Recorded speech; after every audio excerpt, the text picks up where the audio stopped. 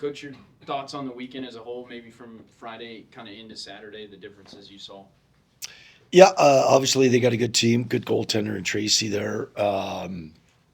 We had a tough time getting pucks by him, obviously.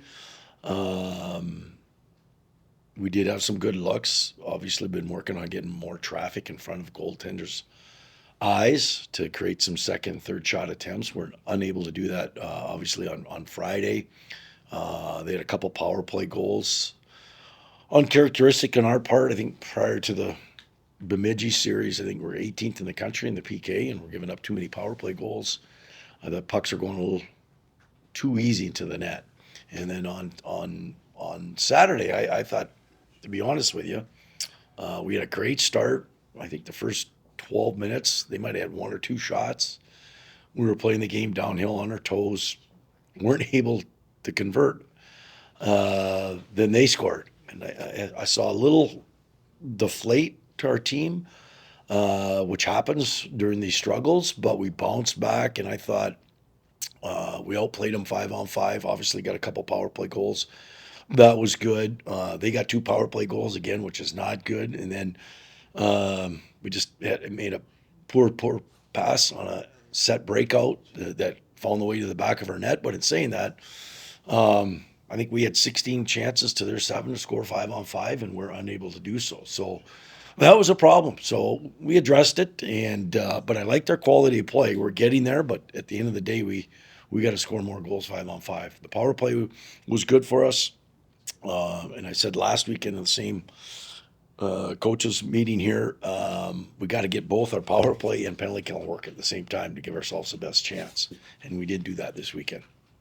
Is there a perfect formula to the power play when you get on a power play? What you guys in your style are looking for, or is it kind of just what the defense gives you? Yeah, you want the guys to play instinctively. You give our guys structure and you try to put the right players in the right spots. We did make an adjustment. We didn't score on Friday. We made two or three adjustments on Saturday and were able to score. And it's personnel based, and some guys are passers, some guys are shooters. But like you said, you take what's given. And but at the end of the day, we got to become more of a volume shot team, both 5-on-5 and power play. And the two goals were a direct result of that. We're just getting pucks and bodies towards the net. How do you keep the team motivated when you're on the cusp of the results you want, but they're not there yet? How do you kind of keep them moving forward and say, "Hey, it's coming"? Yeah, you know what? I give our guys credit. They came with a lot of energy this weekend, and it's hard to do that under the circumstances. We've got a good crew. They love being here. They come to work every day in practice. We're still coaching them up. The challenge is when you go through these rough times as a coach is you still want to coach them up. You got to keep them accountable. No matter what you do, like you said, you're not getting the results. But uh, the positive play that we're doing is, I think, four of the last six, we've outplayed teams 5-on-5. And that's a good sign. We weren't doing that early in the year. So there has been growth, and we're doing it through a lot of injuries. I think two of the last six games, we haven't been able to field the full lineup. And guys are fighting through that. And it's kind of the next man up mentality, gives opportunities to other people to see what they can do. But there hasn't been any quit in our group this year. I think we've had one poor game, maybe two out of the whole year so far. And I'll take that with this young crew, but I give them credit. They're still coming with energy. They're working hard every single day for us. Kind of looking ahead to this week and your matchup with Bowling Green. What do you know about them, and what are you expecting? Kind of this weekend in their barn. Good team. Probably will be the most physical team we played against. They always play that way. They make it difficult. Their rink is a smaller barn with a low ceiling, kind of like Lakeview, old Lakeview Arena, and they're tough to play against. So we have to handle, or match their physicality and intensity, and keep doing what we're doing. We're generating shots. We got to get. They got a bigger goaltender. We got to get in front of him. But at the end of the day, we got to get more greasy goals around the net, and we're not getting to do that. So that's been an emphasis the last 2 or 3 weeks. Now we got to be able to capitalize on some of those looks.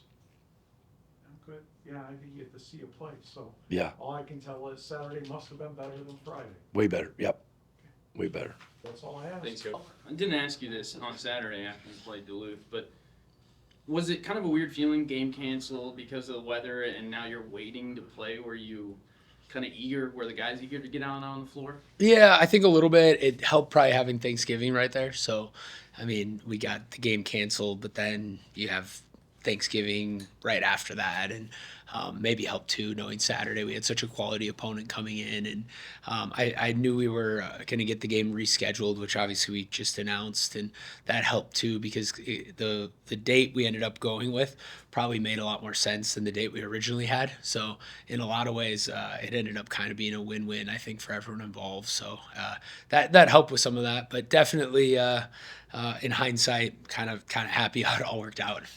Offensively, you guys have no problem sharing the ball. We've seen kind of everybody pitch in here and there, and then we've seen, Dylan be Dylan. When you go into a game, is there a moment, or has there been a moment this season when you're like, okay, Dylan is having a night? Yeah, I think so. Over his career, he's maybe a little different than some of the guards, and maybe even like the traditional big guy, because he just does everything in so many different ways. Like he's such a unique player that you don't exactly know when and where he's going to get all his shots from. So each game's kind of a feeling out process. I knew going into 2 weekends ago, the emphasis all week was give him the ball, give him the ball, give him the ball. Going into the Duluth game, it was use him as a decoy, have him get others involved early, and then if we need him late, we'll ISO him. And we ended up not needing to ISO him near as much. And I think you got to be really careful when you have star players of the balance between over relying on them and also making sure they get the ball enough. And I mean, we used the baby blanket analogy a few weeks ago, and I just used it with our team again. And I said, all right, I think our team has matured to the point where we're going to kindergarten, and it's probably not appropriate to bring our baby blanket to kindergarten anymore. So we got to leave it at home. But if there's a scary thunderstorm, you still need to go pull it back out and cuddle with it. So, we're as we mature, hopefully we need to use Dylan a little less like a baby blanket and more a member of a productive team. How have you liked kind of the progression of your guards? A kind of reference, especially the young guys Yep. who are in there and playing some pretty important minutes. Yeah, I've been really happy with just kind of the progress of the group as a whole.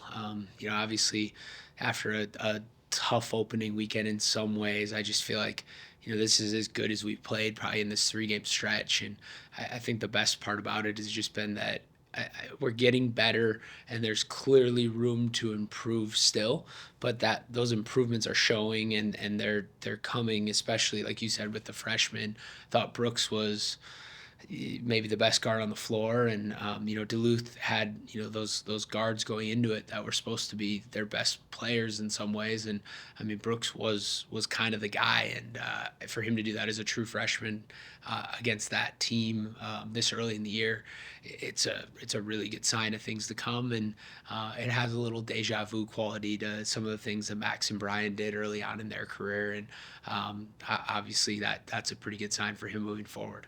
We talked a little bit on Saturday about now your first taste of conference, these 2 games for non-conference, and then your kind of full slate. You want to win every game. How important is it with these first 2 to go out and get results? Yeah, they're vital, and you don't love it always. I immediately, probably an hour after the game, I sent our team a screenshot of a couple of years ago. We beat Duluth at Duluth by 15, and it's an awesome win. And the opening weekend of conference, we played at Parkside, and we lost at Parkside by 4. It was a game we had to lead the whole time. Brian went down with an injury, ended up losing the game by 4. We play him later in the year, and we beat him by 20 plus. It might have even been 30. Unfortunately, at the end of the year, they were 13-5, and we were 12-6 or whatever it was, and ended up losing the regular season conference title by 1 game, and it hurt, especially because we had beaten them by 30 the second time and we're so close the first time, and we felt like we were clearly the best team by the end of the year, which we were, because we then won the conference tournament and made it the furthest in the NCAA tournament. But you go back to that early game in early December, and that was the difference in the conference championship that year. And you're not thinking in those terms right now, But we're playing the team that was picked third and we were picked second, and they're a really good team. And with all that being said, you never know, and so you don't want to waste that opportunity, and we can't let the success we've been having make us soft going into that game, which is always a scary thing that happens with teams. Your last three have been plus or minus 20-point victories, and it's kind of been a product of these runs that you go on. Yep. Speaking specifically on the Duluth game, I think that second half where you guys separated yourself and then were able to maintain. What's kind of the message there when you're going through that run and maybe Duluth calls a timeout there? What are you telling the guys to kind of sustain that run? Because it's hard. Yeah, for sure. The last 7 possessions of the first half, we scored, I believe, 18 points. We had an and one, 3 threes, and we scored every time. So in 7 possessions, we had 18 points. Of those 18 points, 3 of them were on. We kind of almost turned it over, and Sam knocked it loose, and it ended up falling to Dylan, who pitched it out for a 3. 4 points were on offensive rebounds that Trevor got.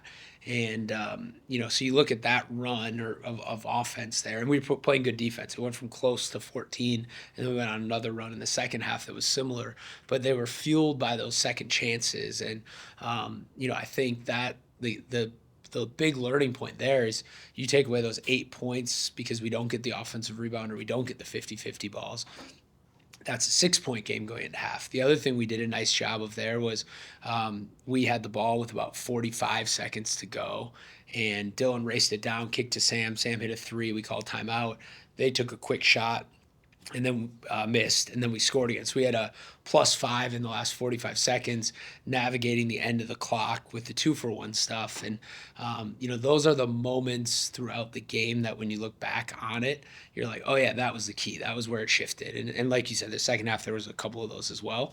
But the thing that I think this team's doing a really good job of, and we're going to really keep trying to just pound through to them every day, is all that we were focused on during that was let's get a good shot. And if we miss a good shot, let's get the offensive rebound. Let's make sure we handle these end-of-half situations really well because we have a lot of experience in that. And the more we can stay in moments, I think the more it allows you to go on those runs, because I think it's similar to the game in and game out thing. Sometimes when things are going well, the temptation is you scoreboard watch, you let up a little, and they score. This team's done the best job of any team we've had so far early in the year of staying possession by possession and not getting too emotionally high or low. And I think part of it's just having those 5th-year guys, and some of our young guys are pretty steady Eddie personalities. So hopefully that's something we can continue to do, not just game in and game out, but even within the game, because I think that mindset has been the key to our team.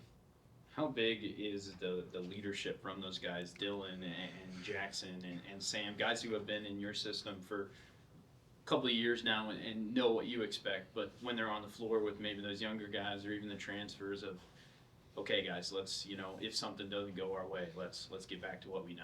Yeah, the thing that has surprised me so far, because we've had older good players before, but I think because those guys have been involved now on so many different teams, because they redshirted on our team that was 18-12 that started 3-7 and went 15-5 down the stretch. So those guys have won in their career just an incredible amount of games, but they've also won them in different ways with different teams and different styles. And the part that we're really have gotten with these guys that we've never had before is I think they have such a good understanding of just how Tuesday practices need to look, how Monday practices after a win need to look, when we need to crank up the energy level, when we can relax a little bit. And it's been just the emotional maturity of our team has been higher than any team I've ever had, even though we're young, because those guys, they totally get the concept of it's an hour before we play.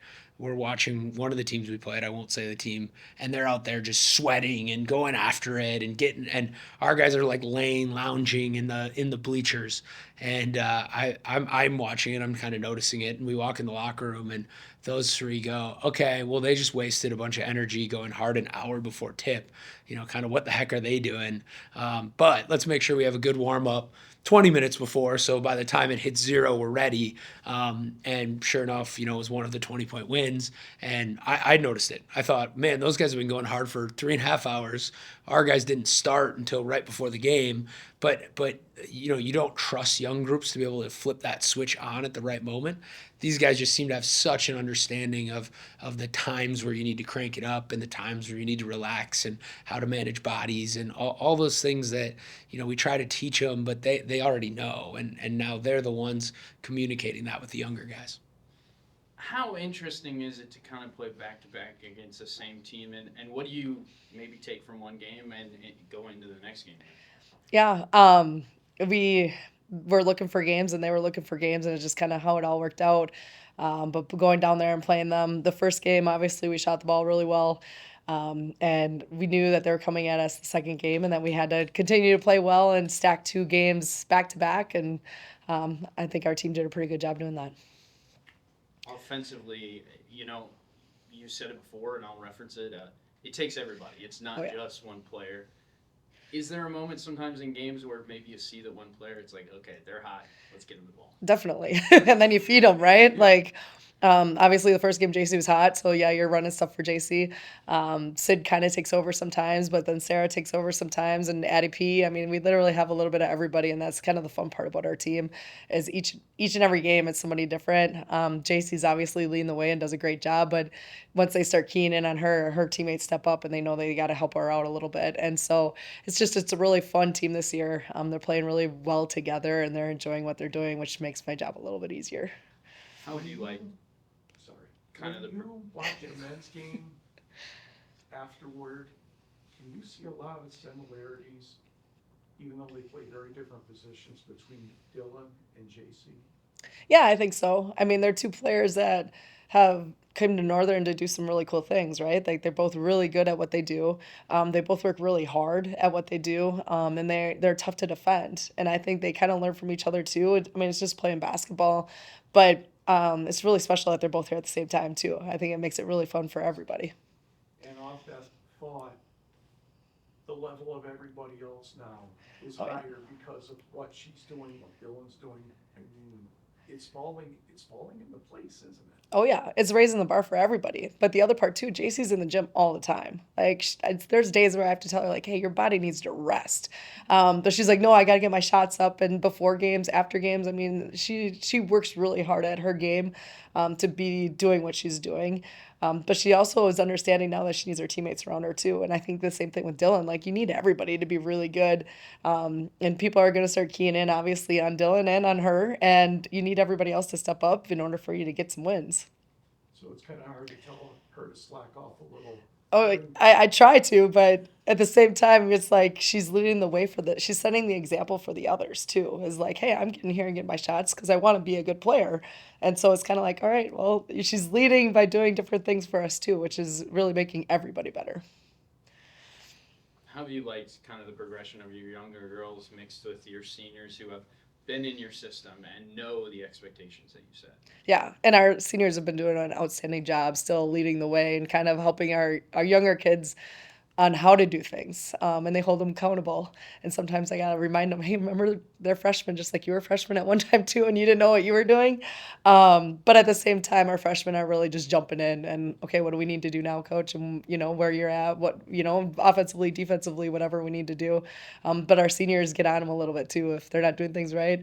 But I also have to remind them sometimes, like, hey, you guys were there once too, and I gotta remind our freshmen too, because our freshmen are hard on themselves too. Like, hey, we should know what we're doing. Like, we practice this. And I'm like, yeah, but in a game, it's a little bit different. Everything gets moving a little bit faster. But they're really leaning on each other, which is nice. First taste of conference coming up. I asked the same thing to Matt, so I'll ask it to you. How important are these first two just to kind of get that start, to come away? If you want to come away with 2 wins. You do, and it's never easy. We play in the GLIAC, and I will keep saying that. I think our conference is one of the top for women's basketball in Division II. It's never an easy game, no matter who we play. And you got to bring it, and you got to be ready to go, whether you're on the road or you're at home. And we've been on the road a lot, which I think is an advantage for us. But we also are going back to Wisconsin, and a lot of our team is from Wisconsin. So we have a great fan base that comes out and supports us. So it's almost like a home game for us. And I know our team gets fired up with that. But it's always a battle between us and Parkside, between us and Roosevelt. It's never easy, and we got to be able to show up and produce and do what we wanted to do on the court. I know the offense we talk about a lot, but to me, watching a majority of your games this season, your defense has been, where your offense comes from. You guys are getting stops at kind of every level. What has been the message on that side of the ball? It's just as important as offense. I mean, obviously, offense is fun, and everybody likes to shoot the three. Everybody likes to score points, and so do I. But if we can hold teams and get teams on the defensive side of it where it produces our offense, I think that was really something that we bought into this weekend and really could see, like, oh, yeah, we can get stops, then we can outrun them. And we got people, our post players are running the floor well, and our wings are running it to get our post players easy touches. I think that's the biggest thing, is getting those stops on the defensive side. And getting a stop at any point in time could be the most crucial stop of the game. So we talk about that too, and just taking every play like it's the most important, at every game like it's the most important game. You have a lot of players that can go in and have an impact on the game. How hard is it to kind of manage minutes, right? You can't always play everybody. Correct. You want to, but how do you go about managing minutes and kind of resting people when you might have back-to-backs, especially with conference play on the horizon? It's probably the worst part of my job, especially this year, because we are so deep and we can even go deeper. But we talk about it with our team too. Like, it's also a learning opportunity for the people who don't get to play. You get to watch some really good, talented players ahead of you and take things from them and really learn the game. But yeah, that's one of the tough things as a coach, is you got to manage those minutes. You also got to manage those bodies, and making sure people are resting at the right time. But if we need a punch, we got to figure out where to go and who to go with. And it's been multiple people throughout our preseason and our the first couple games here, figuring ourselves out. And I think we still are, but I think we got a little bit more grasp, and we can go a little bit deeper if we need to. But people are stepping up and getting the job done, which is helping us.